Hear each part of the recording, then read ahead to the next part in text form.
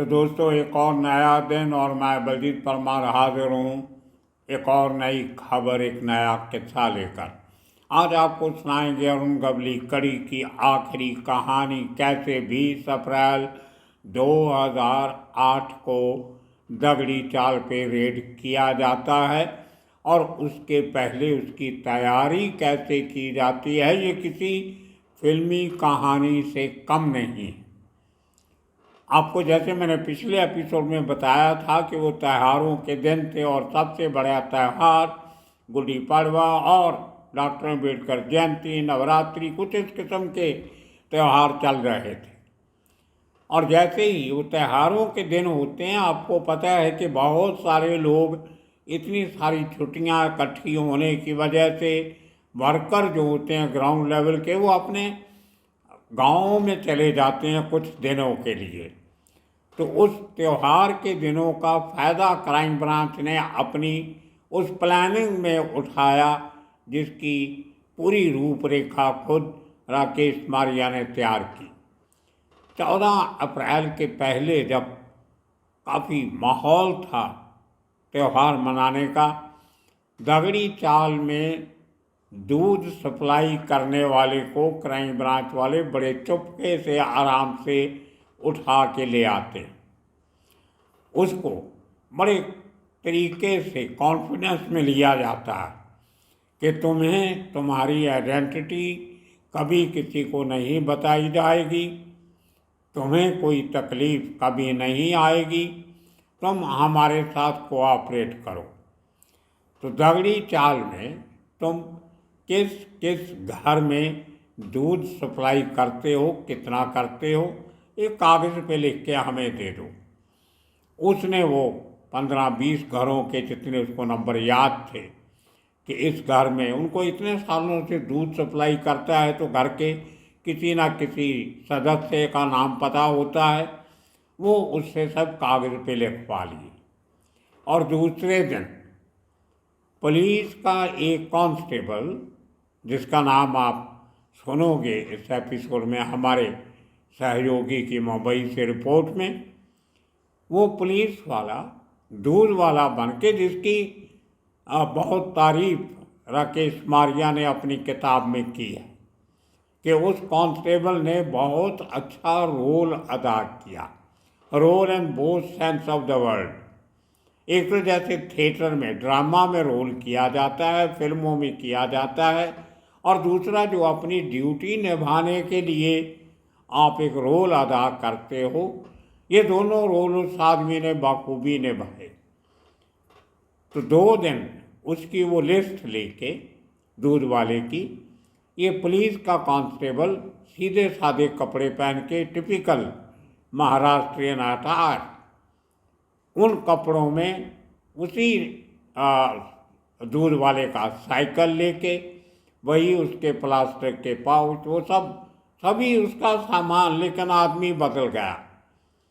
तो जैसे ही दगड़ी चाल पहुंचता है तो उसको रोका जाता है। वो कहता है कि वो आदमी दूध वाले का नाम लेके कि उसकी तबीयत अचानक खराब हो गई है, मैं उसका पड़ोसी हूँ और उसने ये लिस्ट देकर मुझे दूध डालने के लिए बोला। तो उसको अंदर जाने दिया जाता है। 1-2 लड़के उसको अंदर लेके भी जाते हैं और लिस्ट के मुताबिक सब घरों में वो दूध की सप्लाई करके लौट आता है। किसी को कानों कान खबर नहीं होती कि अंदर का मामला क्या है, माजरा क्या है। 2 दिन के बाद 15-16 तारीख को एक और कांस्टेबल एक न्यूज़पेपर वेंडर बन के वहाँ पहुँच जाता है। उस न्यूज़ वाले को भी दूध वाले ने बताया था, उसको पूछा गया जब कि तुम्हारे वहाँ अखबार कौन बांटता है सुबह घरों में। अब ये दोनों दूध वाला अखबार वाला रोज़ सुबह मिला करते थे, उनकी अच्छी दोस्ती थी, मोबाइल का ज़माना था, एक दूसरे के नंबर भी थे। तो उससे उस न्यूज़पेपर वाले का नंबर लेके उससे कांटेक्ट किया गया और उसको भी उठा के लाया गया क्राइम ब्रांच में।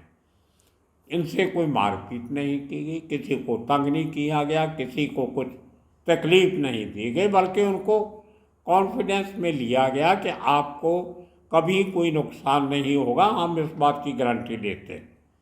तो उसी तरह अखबार वाले को बुला के भी बैठा लिया गया और एक दूसरा कांस्टेबल, जिसका नाम भी हमारे सहयोगी ने आपको बता देंगे थोड़ी देर में, तो उसको पूरी ट्रेनिंग दे के, उसको भी लिस्ट दे के, किस घर में कौन सा अखबार देना है वो पूरी लिस्ट दे के वो भी चला जाता है और 3-4 दिन वो भी अखबार डालता है।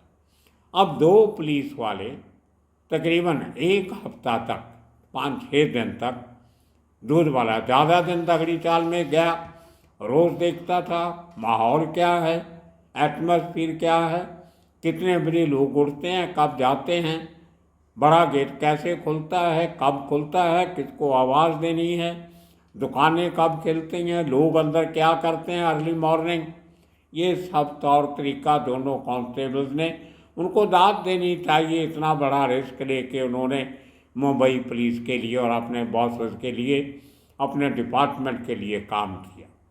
जैसे मैंने कहा, अपना रोल बहुत बखूबी निभाया।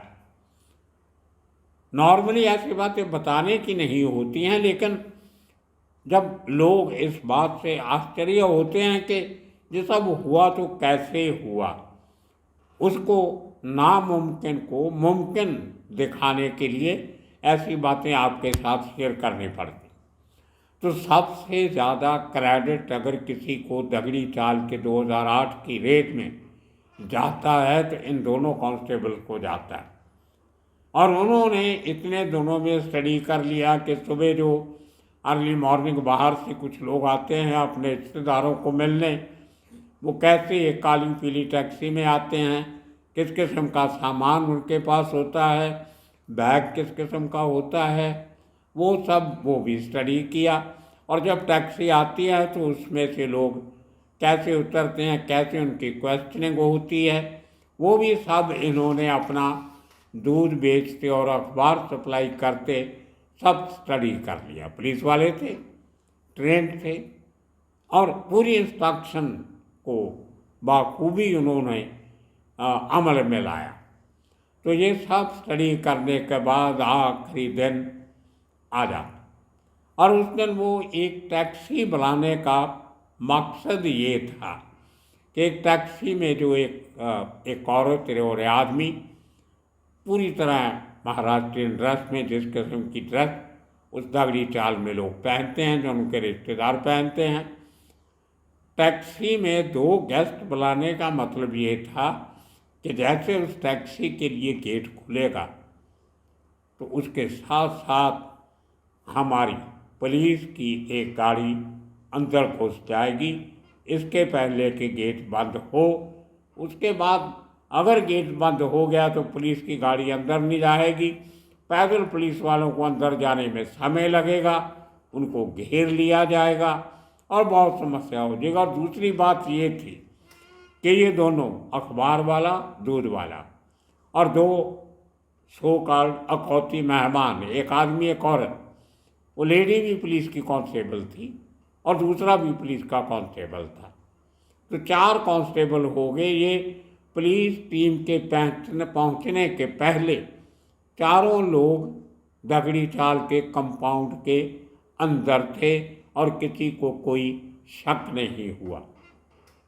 अब सुबह जब पूरी प्लानिंग हो गई, अब 20 अप्रैल को अर्ली इन द मॉर्निंग दूध वाला अपना दूध लेके जाता है, अखबार वाला अपना अखबार लेके जाता है और एक छोटी सी औजार जगह में, जहाँ 2 बिल्डिंगों के बीच में एक रास्ता दूसरी चाल की तरफ जाता है, वहाँ पे दोनों का मिलाप हो जाता है और वहीं से चुपके से अखबार वाला अपने बॉस को, टीम को फ़ोन कर देता है।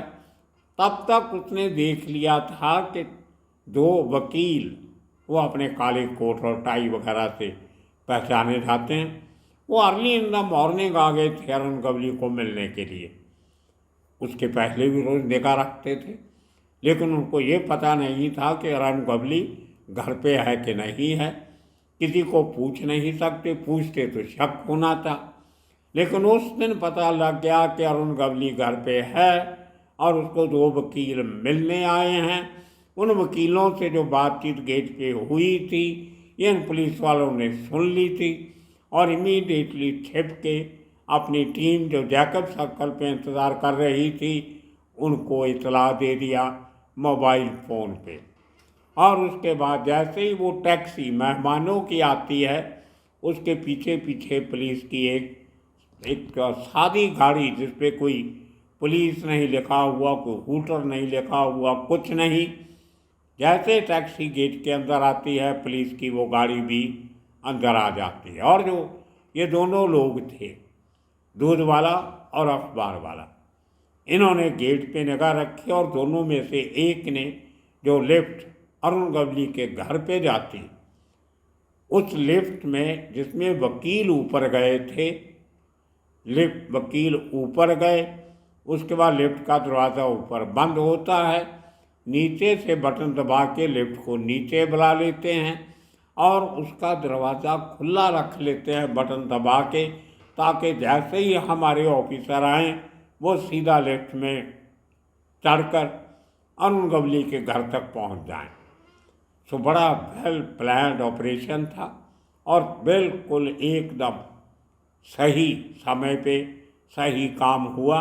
और जैसे ही वो गाड़ी ऑफिसर्स के अंदर आती है जिसमें दिनेश कदम और शिवाजी सावंत और 2 ऑफिसर और थे, वो लिफ्ट में जाकर अरुण गवली के घर के अंदर जाके लिफ्ट खुलती है, वो वहाँ पहुँच जाती। ये सब कैसे हुआ, कैसे क्या क्या हुआ, ये सब हमारे सहयोगी से आप एक बार सुन लीजिए, बाकी की बात बाद में करेंगे। सुनिए। अब राकेश मारिया ने अरुण गवली पर कार्रवाई करने से पहले अपने ऑफिस में एक मीटिंग बुलाई। उस मीटिंग में एसीपी अशोक दुराफे, एपीआई दिनेश कदम और दिवाकर शेलके शामिल थे। इस ऑपरेशन को अंजाम देने के लिए पुलिस की तरफ से 2 टीमें बनाई गई। पहली टीम में 4 कांस्टेबल्स थे जिनका काम था दगड़ी चाल के अंदर जाकर रेकी करना, कंफर्मेशन करना और जो टीम बाहर रुकी हुई है दूसरी टीम, उसको सिग्नल देना। इस रेकी करने वाली टीम में कांस्टेबल असम फारूकी थे जिन्होंने न्यूज़पेपर वाले का गेटअप किया था और कांस्टेबल महेश बागवे थे जो कि दूध वाला बने थे। इनके अलावा इसी टीम में एक कांस्टेबल अरुण अदम थे और उनके साथ एक लेडी कांस्टेबल थी। तो कांस्टेबल अरुण अदम और उस लेडी कांस्टेबल ने अपने आप को आउट स्टेशन पैसेंजर बनाकर दगड़ी चाल में एंट्री कर ली थी। अब पुलिस की जो दूसरी टीम थी वो दगड़ी चाल से लगभग 150 से 200 मीटर दूर जेकब सर्कल के पास रुकी हुई थी, जिसमें एपीआई दिनेश कदम के साथ साथ क्राइम ब्रांच के धनंजय दौंड, शिवाजी सावंत और कांस्टेबल राजेंद्र रामाडे शामिल थे। उस वक्त कांस्टेबल असम फारूकी जो कि न्यूज़पेपर वाला बने हुए थे, उन्होंने देखा कि अरुण गवली अपने सेकंड फ्लोर के एक घर में 2 वकीलों के साथ कुछ डिस्कशन कर रहा है। कांस्टेबल असम फारूकी ने ये मैसेज जो था वो अपने मोबाइल फ़ोन के ज़रिए बाहर जो दूसरी टीम रुकी थी पुलिस की उन तक पहुंचाया और बिल्डिंग की जो लिफ्ट थी उसको वेटिंग में रखा ताकि दूसरी टीम जल्द से जल्द बिल्डिंग में एंटर कर सके। तो ये पुलिस की दूसरी टीम जब दगड़ी चाल के अंदर पहुंची और वो सब ऑफिसर्स अरुण गवली के सामने गए तो अरुण गवली ने उनको पहचान लिया, क्योंकि ये सब वही ऑफिसर्स थे जिन्होंने अरुण गवली को 14 साल पहले रमेश मोरे मर्डर केस में अरेस्ट किया था। इसके बाद अरुण गवली को अरेस्ट करके क्राइम ब्रांच यूनिट नंबर 3 के ऑफिस में ले जाया गया।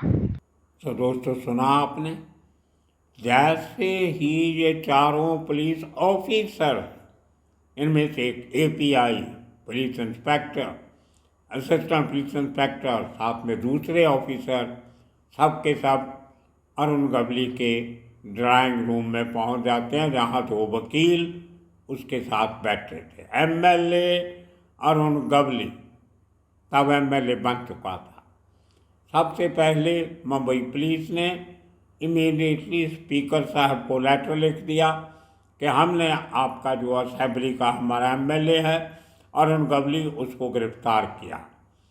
इसके पहले कि स्पीकर कोई एतराज़ करते, जो कुछ करते कि हमारे एमएलए को हमारी बिना इतला दिए कैसे पकड़ा, उनको पहले ही इन्फॉर्म कर दिया गया। जैसे ही ये दगड़ी चाल से खबर आई कि ऑफिसर अरुण गवली के घर में पहुंच गए हैं, एक लेटर इमीडिएटली डिलीवर करवा दिया गया असेंबली के स्पीकर साहबान को बड़ी दूर तक की प्लानिंग करके रखी थी क्राइम ब्रांच।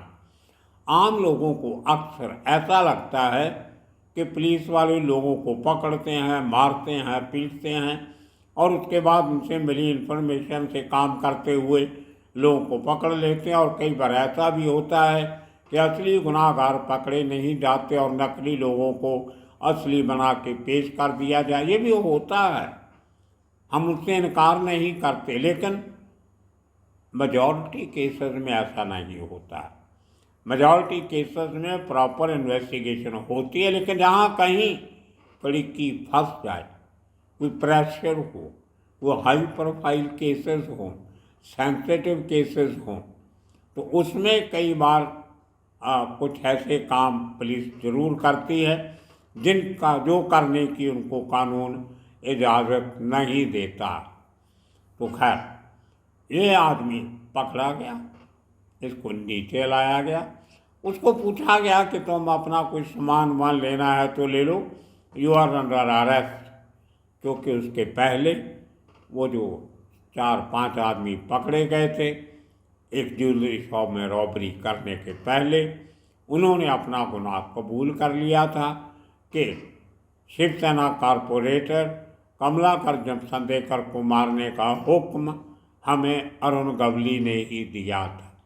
और बहुत कुछ बताया होगा जो हम भी कई बार एपिसोड बना चुके हैं और आपने वैसे भी पढ़ा, देखा, सुना होगा। उसकी डिटेल में नहीं जाएंगे, लेकिन पूरा चिट्ठा इकट्ठा करके, पूरे सबूत इकट्ठे करके अरुण गवली को पकड़ लिया गया। और उसके बाद कभी अरुण गवली जेल से बाहर नहीं आया कई सालों तक, क्योंकि तब जमसंदेकर के केस की हियरिंग शुरू हो गई। उसमें सब सबूत, गवाह, सब, वो वेपन भी पकड़ी गई जिसका लकड़ी का एक हिस्सा वहीं जमसंदेकर के घर से मिला था, वो मैच कर गया। जो इसके दो गिरी जो कजन्स थे, उनके बयान सब काम आते हुए एक मजबूत केस क्राइम ब्रांच ने बनाया और अरुण गवली को उस केस में उम्र कैद की सज़ा हुई जो वो आज तक भुगत रहा। तो दोस्तों ये वो केस था जिसने पूरा दगड़ी चाल का कई सालों तक का इतिहास बदल दिया। वैसे भी अरुण गवली काफ़ी कमज़ोर हो चुका था तब तक, बड़े बड़े उसके शूटर मारे गए थे, नए आदमी साथ में जुड़ नहीं रहे थे, इसलिए उसको अपने घर के मेंबर्स का, फैमिली मेंबर्स का सहारा लेना पड़ रहा था। एक पहले एपिसोड में हमने आपको बताया था कि कैसे अरुण गवली ने जेल से चिट्ठी सिर्फ अपनी पत्नी के नाम भेजता था और उसको इंस्ट्रक्शन देता था कि क्या काम करना है, क्या नहीं करना।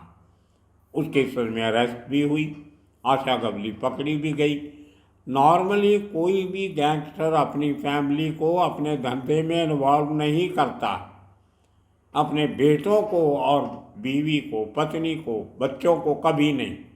भाई तो बहुत बार इन्वॉल्व हो जाते हैं, लेकिन नियरेस्ट फैमिली कभी इन्वॉल्व नहीं होती। ये पहली बार ऐसा होता जब आदमी तकलीफ में है, पैसा चाहिए और आ नहीं रहा, आदमी है नहीं जिनके बलबूते पे आप धमकियां देते थे और लोगों को मारते थे। तो उस हालात में आदमी, आप एमएलए तो बन गए, एक सिंपैथी फैक्टर था, और उसके बाद पकड़े भी जाते हो, मकोका भी लग जाता है, आपको सज़ा भी हो जाती है और उम्र भर जेल जाना भी पड़ता है। तो दोस्तों ये था दगड़ी चाल का किस्सा।